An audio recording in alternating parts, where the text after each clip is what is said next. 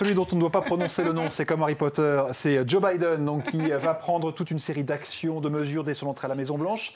Et on voit ça avec vous, Fanny Wegscheider, ce qu'il faut connaître. 17 actions présidentielles pour revenir sur les mesures phares de Donald Trump, d'abord en matière de politique intérieure. Ah oui, Joe Biden qui ne l'a pas caché, il veut faire oublier 4 années de Trumpisme, il veut faire avancer les États-Unis, rétablir leur place dans le monde. Et pour ce faire, donc 17 mesures immédiates ont été annoncées, révélées par les conseillers de Joe Biden aujourd'hui. Parmi elles, la lutte évidemment contre le Covid-19. Il a causé plus de 400 000 décès dans le pays.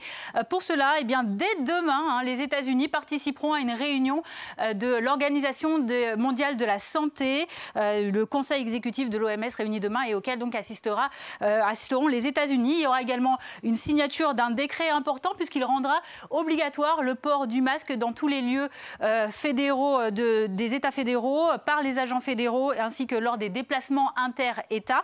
C'est lié également autre dossier prioritaire, celui de la relance économique. Et par exemple, Joe Biden prévoit de prolonger la suspension des nombreuses expulsions, des nombreuses saisies immobilières suite à la crise Covid dans le pays et aussi le remboursement des étudiants, des pré-étudiants fédéraux qui seront rallongés dans le temps pour leur délai. Autre sujet, la lutte contre les inégalités sociales et raciales. Ça aussi, c'est une priorité de l'administration Biden, notamment par la signature d'un décret qui ordonnera la réinstauration de formations à la diversité. Donald Trump les avait tout simplement fait annuler, ou encore l'évaluation des inégalités sociales et raciales au sein des agences fédérales. Autres mesures, Fanny, qui elles sont destinées à replacer les États-Unis au centre de la scène internationale. Oui, et plus symboliquement, il y a la lutte contre le réchauffement climatique, l'une des priorités de la campagne et maintenant du mandat de Joe Biden. Dès son entrée en fonction aujourd'hui, donc, Joe Biden adressera un courrier à l'Organisation